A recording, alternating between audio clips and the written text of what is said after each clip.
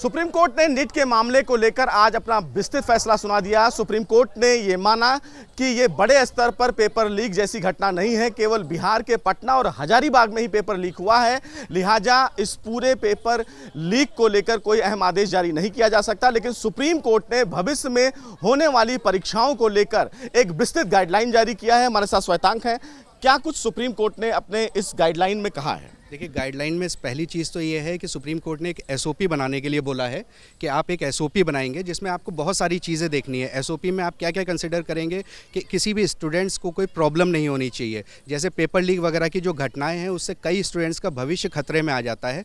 तो आपको ये देखना है कि पेपर सेफली एक जगह से दूसरी जगह ट्रांसपोर्ट हो रहा है।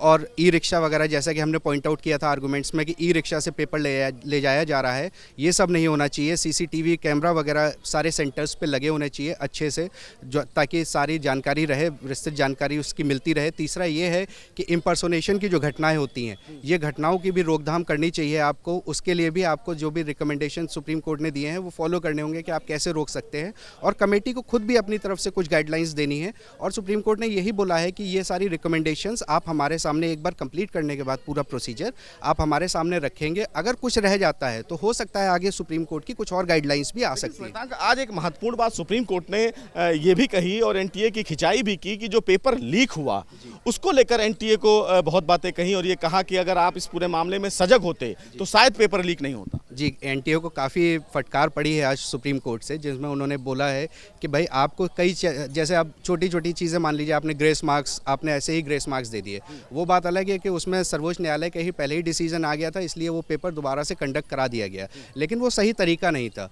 आपने स्टूडेंट्स का सेंटर चेंज कर दिए। ये बहुत सारी चीज़ें एनटीए ने जो की है जिसमें काफ़ी गड़बड़ियां पाई गई हैं। इसीलिए सुप्रीम कोर्ट ने बोला है कि एक कमेटी जो ऑलरेडी अपॉइंटेड है गवर्नमेंट से, उनको रिकमेंडेशंस दिए हैं कि आप ये फॉलो करते हुए एक पूरा ऐसा मैकेनिज्म तैयार करेंगे ताकि ये पेपर लीक की घटना दोबारा ना हो सके। तो सुप्रीम कोर्ट ने फिलहाल आज इस पूरे मामले में सरकार के द्वारा जो इसरो के पूर्व चेयरमैन हैं राधाकृष्ण, उनकी अध्यक्षता में जो कमेटी बनाई गई है उस कमेटी में काम करने के जो दायरे हैं उसको बढ़ाया है। और सुप्रीम कोर्ट ने यह भी कहा है कि 30 सितंबर तक कमेटी सुप्रीम कोर्ट के द्वारा जो रिकमेंडेशन दी गई है उसका पालन करे और वो रिपोर्ट सुप्रीम कोर्ट के समक्ष रखे।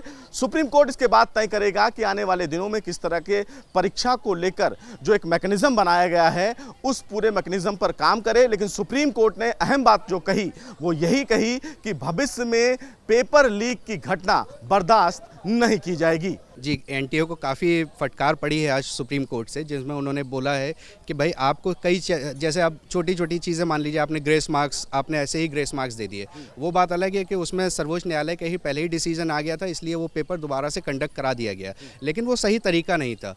आपने स्टूडेंट्स का सेंटर चेंज कर दिए। ये बहुत सारी चीज़ें एनटीए ने जो की हैं जिसमें काफ़ी गड़बड़ियां पाई गई हैं। इसीलिए सुप्रीम कोर्ट ने बोला है कि एक कमेटी जो ऑलरेडी अपॉइंटेड है गवर्नमेंट से, उनको रिकमेंडेशंस दिए हैं कि आप ये फॉलो करते हुए एक पूरा ऐसा मैकेनिज्म तैयार करेंगे ताकि ये पेपर लीक की घटना दोबारा ना हो सके। तो सुप्रीम कोर्ट ने फिलहाल आज इस पूरे मामले में सरकार के द्वारा जो इसरो के पूर्व चेयरमैन हैं राधाकृष्ण, उनकी अध्यक्षता में जो कमेटी बनाई गई है उस कमेटी में काम करने के जो दायरे हैं उसको बढ़ाया है। और सुप्रीम कोर्ट ने यह भी कहा है कि 30 सितंबर तक कमेटी सुप्रीम कोर्ट के द्वारा जो रिकमेंडेशन दी गई है उसका पालन करे और वो रिपोर्ट सुप्रीम कोर्ट के समक्ष रखे। सुप्रीम कोर्ट इसके बाद तय करेगा कि आने वाले दिनों में किस तरह के परीक्षा को लेकर जो एक मैकेनिज्म बनाया गया है उस पूरे मैकेनिज्म पर काम करे। लेकिन सुप्रीम कोर्ट ने अहम बात जो कही वो यही कही कि भविष्य में पेपर लीक की घटना बर्दाश्त नहीं की जाएगी। वीडियो जर्नलिस्ट राकेश चौहान के साथ सुशील पांडे, न्यूज नेशन, दिल्ली।